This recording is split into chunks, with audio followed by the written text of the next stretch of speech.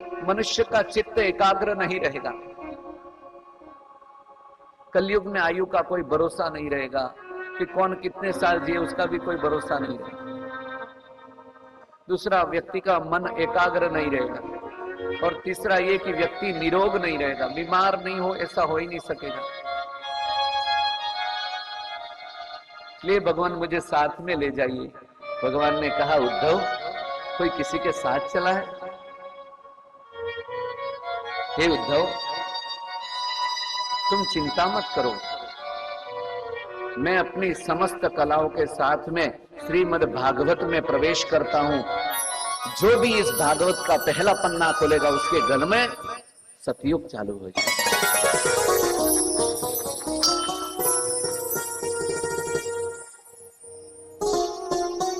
इसलिए कभी ऐसा मत आंक ना करे, हमने भागवत जी सुन ली, अरे आप क्या मेरे जैसा हजारों क्या लाख वर्ष जिए थे ना, एक श्लोक नहीं समझ पाएगा भाई। मैं लाख वर्ष तक भागवत की कथा करता रहूं ना, भगवान ने मुझे लाख वर्ष की आयु दी ना, तो भी मैं एक श्लोक को पूरा पूरा नहीं गा सकता हूं।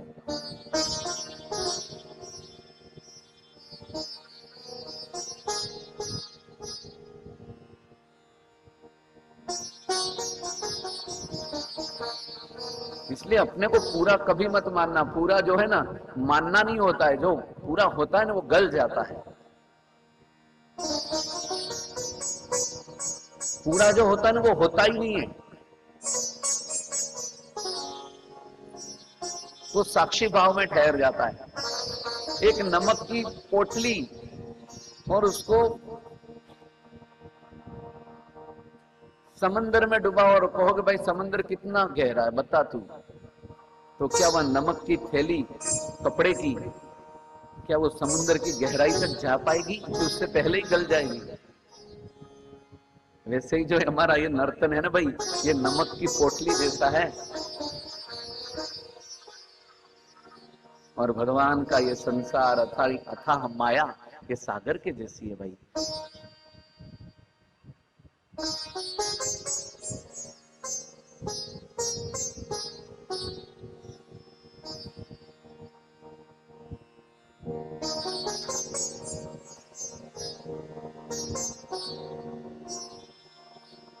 जग ने हंसाया,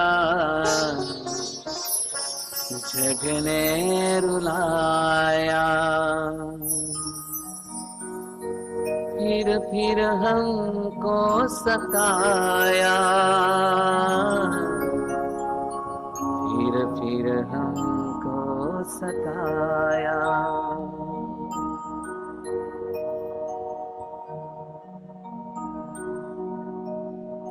तूने हमको ऐसा हंसाया, हो बाकी सबने रुलाया। रे बोलो जय राम जी की, हो बोलो जय राम जी की, बोलो जय राम जी की, हो बोलो जय राम जी की। एक महात्मा हो गए, पूर्व जन्म का ऐसा प्रारब्ध होगा बेचारों का, बेचारे का। महात्मा को बेचारा क्या कहे भाई, वो तो सबका बाप होता है, बेचारा नहीं होता। जिसकी तृष्णा होती है ना वो बेचारा होता है। तो ऐसा रोग हुआ कि यहां पर कोई खट्टा हो गया, अब अंदर कीड़े पड़ गए।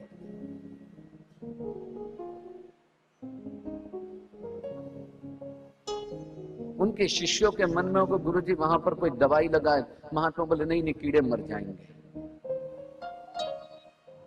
अब ऐसा भाव, अरे कीड़े मर जाएंगे। अब चेलों के मन में हुआ कि अब क्या सेवा की जाए।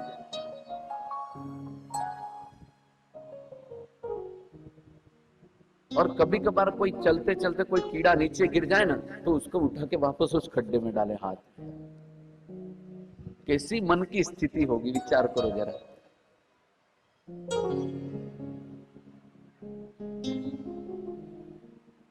सच्ची बात है। फिर चेलों ने विचार कहा कि ओहो, गुरु महाराज की ऐसी स्थिति रही ना तो भाई एक दिन कीड़े रोज नोच नोच के खा जाएंगे। वो प्रार्थना करते ठाकुर जी के, हे भगवान,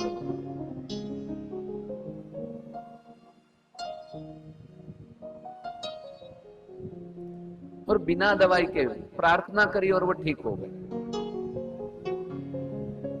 लेकिन ब्रह्म भाव देखिए कि खाली एक कीड़ा जो है ना वो भी मर न जाए, उसमें भी मेरा राम है।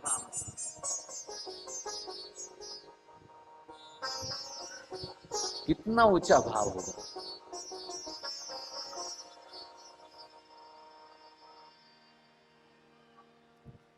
तो भागवत जैसा कुछ नहीं है। मेरे को तो नहीं लगता है कि यहाँ 7 दिन में भागवत पूरी हो जाएगी। परीक्षित राजा ने रात दिन भागवत सुनी थी, रात दिन बिना जल पिए।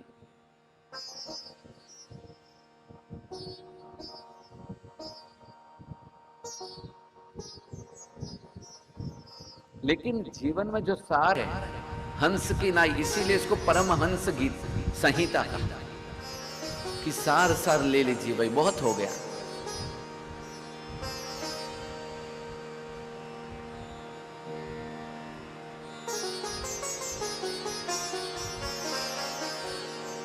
तो कई बार हमारे मन में होता, हमने कथा सुनी है, हमने तो पहले भी सुनी है। अरे भाई नहीं, बार बार सुनिए, बार बार।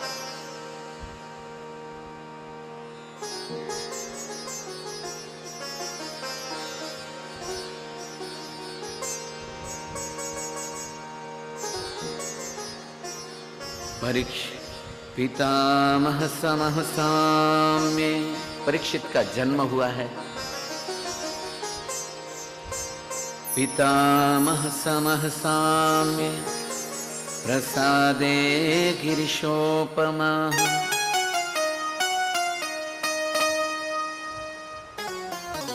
आश्रयः सर्वभूतानां यथा देवो रमाश्रयः, स एष लोके विख्यातः परीक्षिदिति यत्र भूः।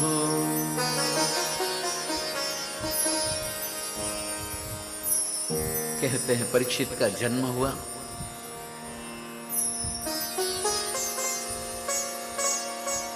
भगवान ने युधिष्ठिर महाराज के द्वारा 3 अश्वमेध यज्ञ करवाए हैं।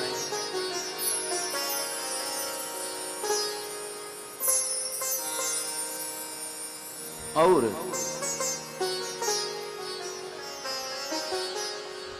परमात्मा कृष्ण द्वारिका को निकले हैं सात्यकी व उद्धव जी के साथ में। अर्जुन साथ में हो लिए हैं भगवान को छोड़ने के।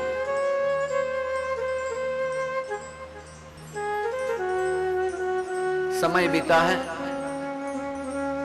मैत्रेय ऋषि से ज्ञान प्राप्त करके विदुर जी हस्तिनापुर लौटे हैं।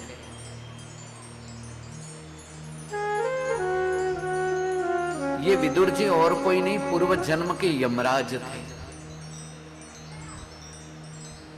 आपके घर के आसपास में कोई गरीब मिले ना, लाचार मिले, ऐसा मत समझना कि ये कोई व्यक्ति वास्तव में गरीब हो सकता है, वो पिछले जन्म का कोई राजा हो।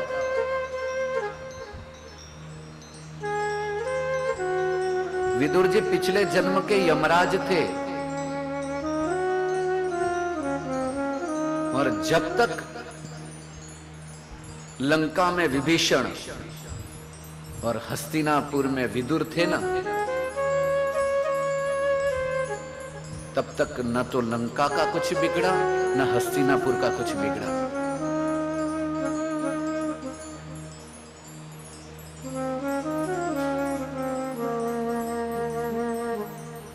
कहते हैं कि मैत्रेय ऋषि से ज्ञान प्राप्त करके विदुर जी हस्तिनापुर लौटे हैं।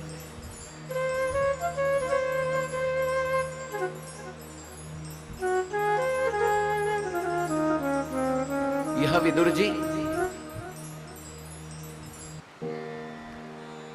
पूर्व जन्म में यमराज थे, किंतु मांडव्य ऋषि ने श्राप दिया था। कहते हैं कि एक बार मांडव्य ऋषि अपने आश्रम में तपश्चर्या में रत थे।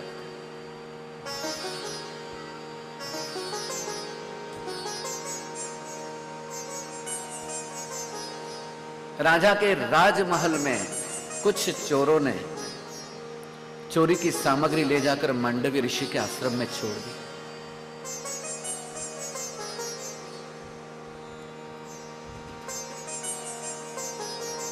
राज सिपाहियों ने वह सामग्री ली और राजा को सूचित किया। राजा ने कहा कि मांडव्य ऋषि को सूली पर चढ़ा दो। जो ही सूली पर चढ़ाया है, लेकिन रस्सी गल जाए। दूसरी बार सूली पर चढ़ाया, रस्सी गल गई। राजा के मन में हुआ कि ओहो, ये ऋषि तो बड़े तपस्वी हैं, इनका कोई दोष नहीं है। राजा ने क्षमा मांगी कि ऋषिवर, हमें क्षमा कर दीजिए। तब मांडव्य ऋषि ने कहा कि तुम्हारा दोष नहीं है, मैं तो ध्यान भजन में बैठा था और इस घोर कलयुग में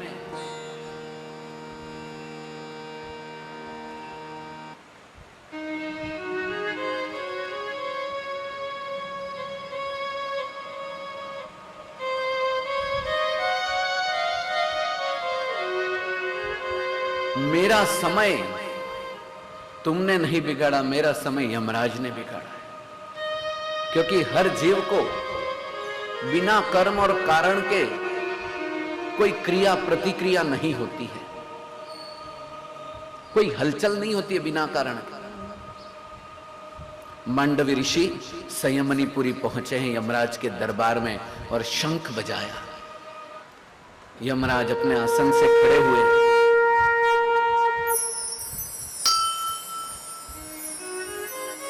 यमराज ने कहा, ऋषिवर पधारिए। मांडव्य ऋषि ने कहा कि मैं यहां तुम्हारा स्वागत सत्कार भोगने के लिए नहीं आया हूं। हे धर्मराज, मैंने ऐसा कौन सा कर्म किया जिसके कारण से राजा के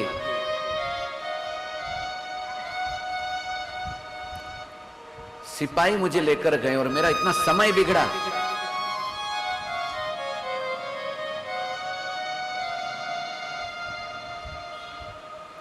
धर्मराज ने कहा कि ऋषिवर, आपने पूर्व जन्म में 3 वर्ष की अल्पायु में किसी कीड़े पर कांटे की नोक चुभोई थी। मांडव्य ऋषि ने कहा, अरे धर्मराज, तुम्हें धर्म का पूरा पूरा ज्ञान नहीं है। 5 वर्ष के बालक को ये नहीं पता होता है कि ये सोना है और ये एक वस्तु है। 5 वर्ष के बालक को ये नहीं पता होता है कि ये चूने का पानी है और ये दूध है। जिसको बोध ही नहीं होता, जिसमें चतुराई नहीं होती, वो भला पाप और पुण्य उसको क्या छुएगा। अगर ऐसे ही धर्म चलता रहा ना, तो संसार में कोई प्राणी 84 लाख योनियों से बाहर ही नहीं निकल पाएगा। मांडव्य ऋषि ने हाथ में जल लिया और श्राप दिया और कहा, जाओ रे धर्मराज, 100 वर्ष शूद्र की योनि में बिताओ, तब तुम्हें पता चले कि जो कर्म मैंने किया नहीं है उसका फल भुगतने का क्या पीड़ा होती है।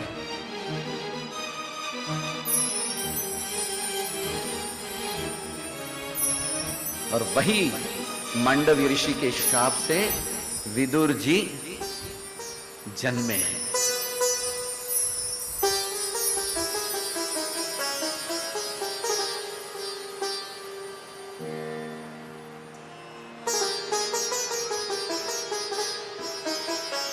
और महाभारत के युद्ध में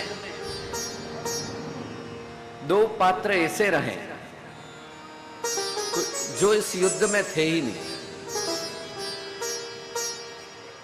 एक तो विदुर जी और दूसरे बलराम जी। अगर कौरवों के पक्ष में विदुर जी होते तो युद्ध होता नहीं, और बलराम जी इस युद्ध में होते तो वे दुर्योधन के गुरु थे, इसलिए कौरवों की हार होती ही नहीं।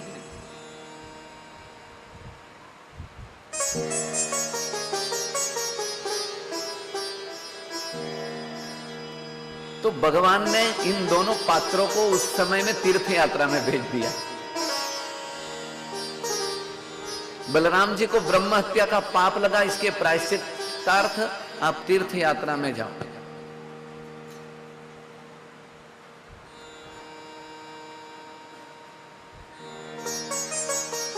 और विदुर जी ने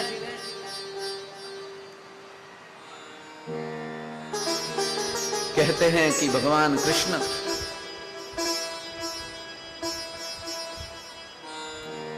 जब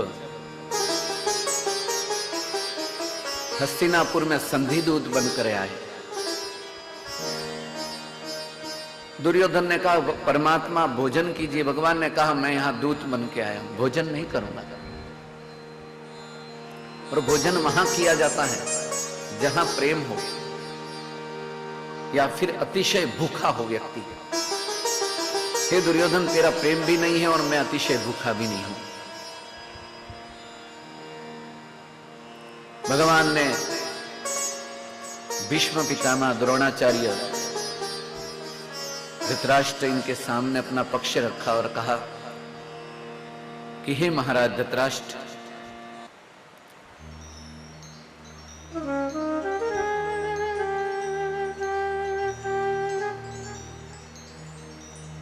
पांडवों को उनका उचित हिस्सा मिल जाना चाहिए।